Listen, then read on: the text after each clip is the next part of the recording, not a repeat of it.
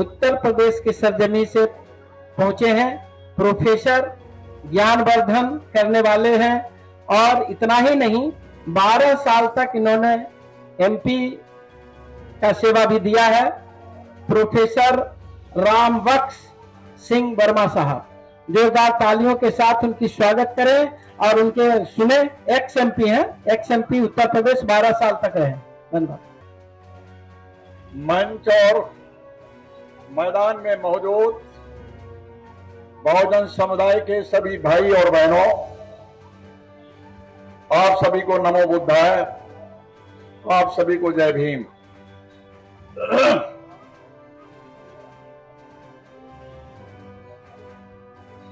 हमारे प्रेरणा स्रोत महात्मा बुद्ध, छत्रपति शाहू जी महाराज, doctor Bhimrao Ambedkar, EV Ramaswamy Periyar, Shri Ram Swaroop Verma, Shri Jagdev Prasad Kushwaha, Periyar ललई सिंह यादव, माननीय कांशीराम, स्वामी ब्रह्मानंद और महात्मा गडगे इत्यादि जो हमारे प्रेरणा स्रोत हैं, हमारे महापुरुष हैं, उन सभी के चरणों में सिर झुकाकर नमन करता हूं, प्रणाम करता हूं। आज का ये जो न्याय अधिकार महासम्मेलन है, जिसके जो भी विचारणीय बिंदु हैं उन्हें दोहराने की आवश्यकता मैं नहीं समझता हूं। बहुत से मित्रों ने उनके बारे में बताया है, मैं उनके प्रति सहमत हूं। सिर्फ इस संशोधन के साथ मैं इसमें जोड़ना चाहता हूं कि यह भी अगर रहता तो ठीक रहता कि हमारे देश का जो संविधान है, जो हमारे लिए गीता से भी ज्यादा पवित्र है, उस संविधान की आत्मा के साथ कोई छेड़छाड़ नहीं होनी चाहिए। और अगर छेड़छाड़ करने की कोशिश की गई तो इस देश का 85% जनमानस इसे कभी बर्दाश्त नहीं करेगा और ऐसी शक्तियों को उठा करके फेंक दिया जाएगा।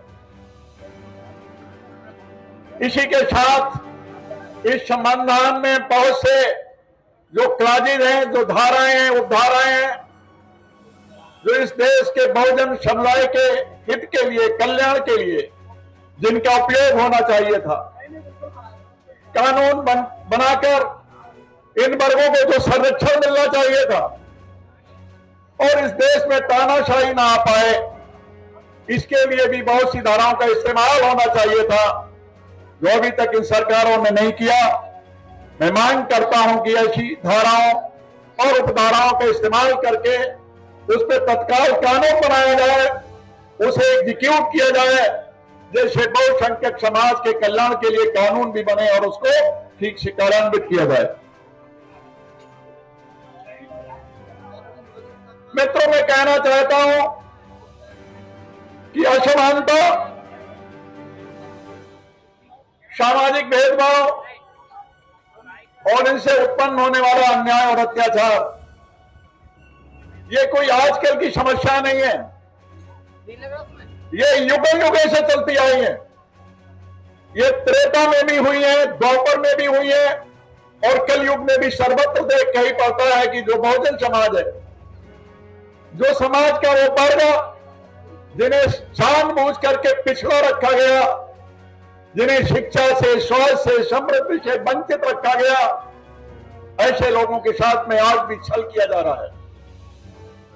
चाहे वो धर्म के नाम पर धर्मांधता फैलाकर, चाहे स्वर्ग नरक की कपोल कल्पित कल्पनाओं के माध्यम से, चाहे पुण्य और पाप के माध्यम से, चाहे पुनर्जन्म के माध्यम से, तमाम देवी देवताओं के नाम से जो धर्मांधता है और जो कूट कूट करके बहुसंख्यक समाज के दिमाग में भर दिया गया है, आज अगर हम उसके लिए अल्पसंख्यक समाज को दोषी बताएं, उन लोगों को दोषी बताएं जो पीड़क समाज है, जिन्होंने शोषण किया है, तो मित्रों मुझे लगता है वो बात ठीक नहीं होगी।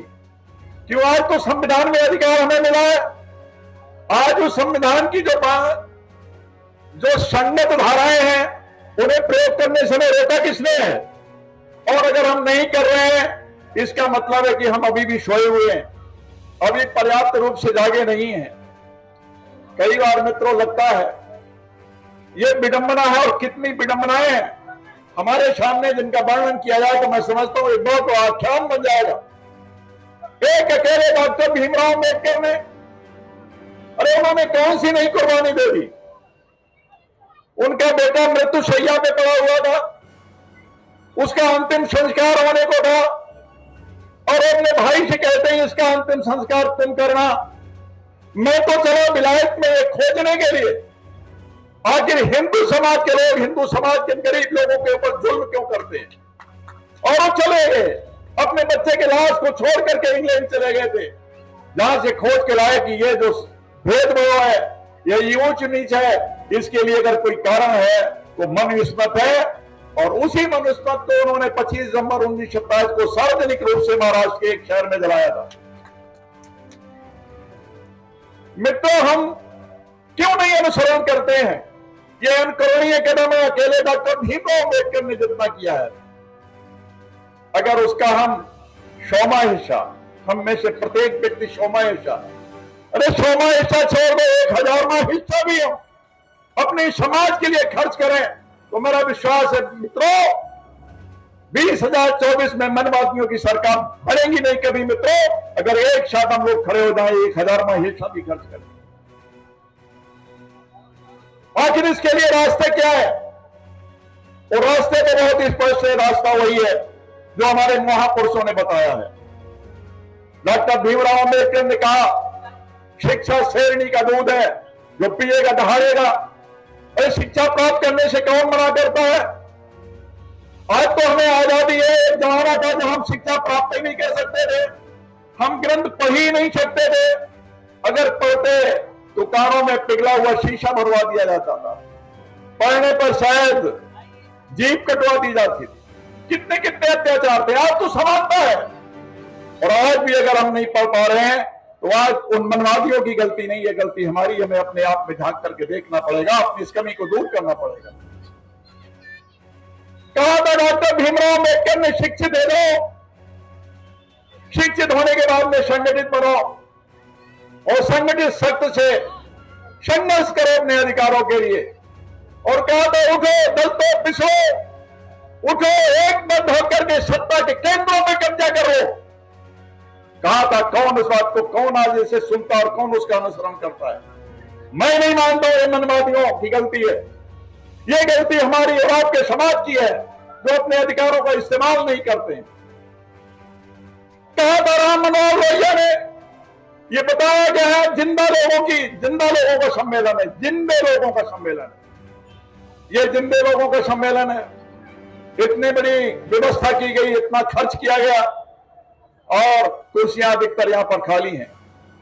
मैं मानता हूं कि होली के त्योहार की वजह से वो चले गए वहां घरों में, इसलिए संख्या कुछ कम रही होगी, लेकिन इतनी कम रही ये भी समझने की बात नहीं। मुझे लगता है मित्रों ये बंद कमरों से निकलना पड़ेगा, ड्राइंग रूम से निकलना पड़ेगा, ये घरों में जो चर्चा होती बंद करनी पड़ेगी, जनसंवाद में जाना पड़ेगा, वहां आह्वान करना पड़ेगा। और जब कभी क्रांति हुई है, लोगों ने रणभूमि में निकल करके क्रांति है, कभी बंद कमरों से क्रांति नहीं होती है। राम मनोहर लोहिया कहते थे जिंदा कौमें 5 साल का इंतजार नहीं करती। अब तो 5 साल भी नहीं रह गए, 1 साल ही है मित्रों। और अगर चूक गए तो हो सकता है ये लोकतंत्र इस रूप में दिखाई ना पड़े जो आज हमें दिखाई पड़ रहा है। इसलिए आज और अभी से आगे बढ़ने की आवश्यकता है। चौधरी चरण सिंह भी कहा करते थे बड़े जाट समुदाय पिछड़े वर्ग में नहीं है, लेकिन उन्होंने पिछड़ों को जगाने का काम किया था जब वो मुख्यमंत्री थे उत्तर प्रदेश में। वो पिछड़े वर्ग के लोगों को रुपया देकर उनकी मीटिंग कराते थे और सार्वजनिक रूप से भाषण दिया करते थे। अरे किसान भाइयों, अगर अपने खेत में हल चलाते हो तुम्हारी मजबूरी है, और उस समय हल ट्रैक्टर से नहीं चलता था, बैलों से चलाया जाता था। कहते थे हल चलाते समय अपनी एक दृष्टि हल की मुठिया पे रखो, तो अपनी एक दृष्टि लखनऊ और दिल्ली में बनने वाली सरकारों पे रखो, तो कैसी सरकारें बनेगी उसी तरह से तुम्हारा भाग्य होगा। इसलिए अपनी विरोधी सरकारों को मत बनने दो। हमारे सामने उदाहरण है मित्रों, और उनके अनुयायी आप बड़ी मात्रा में यहां मंच पर भी बैठे, सामने भी बैठे होंगे। माननीय कांशीराम जी ने अपनी नौकरी छोड़ दी, अपनी युवावस्था और अपना बुढ़ापा भी लगा दिया, और माननीय कांशीराम जी ने जो संघर्ष किया, लोगों को जुटाया, दलितों को नहीं, पिछड़ों को भी, अल्पसंख्यकों को भी, और उसके बदौलत दलित वर्ग की एक महिला एक बार नहीं 4 बार उत्तर प्रदेश की मुख्यमंत्री बन गई है। क्या कांशीराम की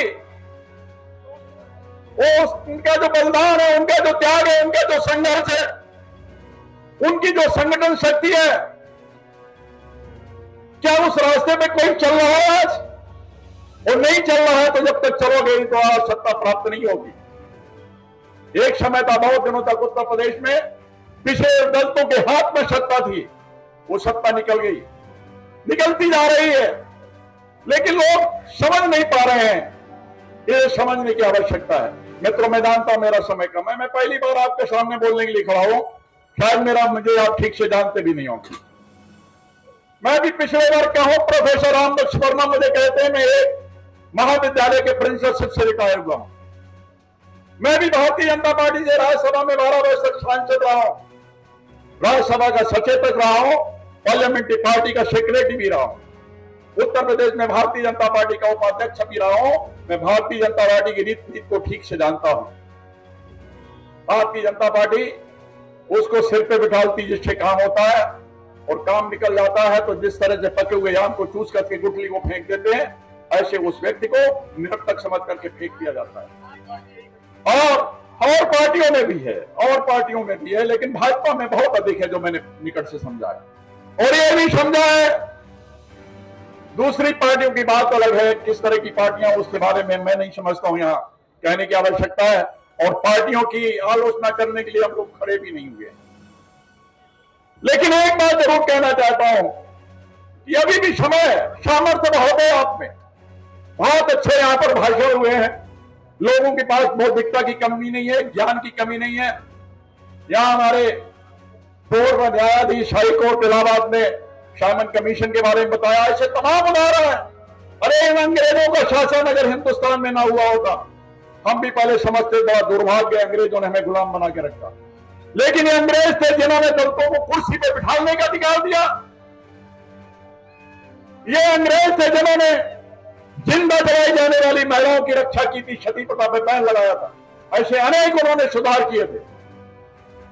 असंभव नहीं है। मैं भी आपसे कहना चाहता हूं, मैं इस उम्र में आपके सामने खड़ा होकर कह रहा हूं, क्योंकि मैंने भी कुछ काम किए हैं, अपने क्षेत्र में काम किया है। उस क्षेत्र में जो काम किया उसके कारण हमें हर वर्ग का समर्थन मिलता रहा। इसलिए मैं कहता हूं, अपने सामर्थ्य को पहचानिए। और कौन कहता है कि आसमान में छेद हो नहीं सकता? अरे एक पत्थर जो है वो दिल से उछालो तो यारो। मैं इतनी बात कह करके और आप सबका आह्वान करता हूं, आप युवा हैं, हमसे ज्यादा सामर्थ्य शक्ति है। मैं इस उम्र में आपके साथ कंधे से कंधा मिला करके खड़े होने के लिए तैयार हूं, चलने के लिए तैयार हूं, और हर कुर्बानी करने के लिए तैयार हूं जिसके लिए आप लोग आह्वान करेंगे। आपने मुझे मौका दिया, इसके लिए आप सभी को बहुत बहुत धन्यवाद। जय भीम, जय भारत, नमो बुद्धाय।